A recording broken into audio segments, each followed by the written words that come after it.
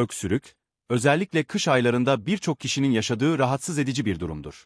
Ancak doğanın sunduğu şifalı bitkiler arasında yer alan öksürük otu, bu sorunu hafifletmek için harika bir alternatiftir. Öksürük otu, balgam söktürücü ve solunum yollarını rahatlatıcı etkisiyle bilinir. Özellikle kuru öksürük, bronşit ve astım semptomlarını hafifletmede etkili olabilir.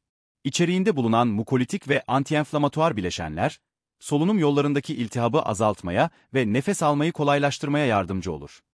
Bu bitkinin en yaygın kullanım şekli çay olarak tüketilmesidir.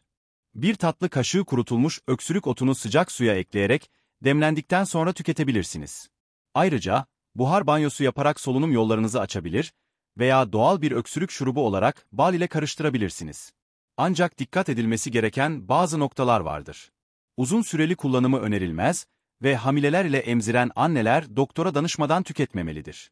Öksürüğe karşı doğal çözümleri seviyorsanız, öksürük otunu mutlaka deneyin. Bu tür doğal şifa yöntemleri hakkında daha fazla bilgi almak için takipte kalın.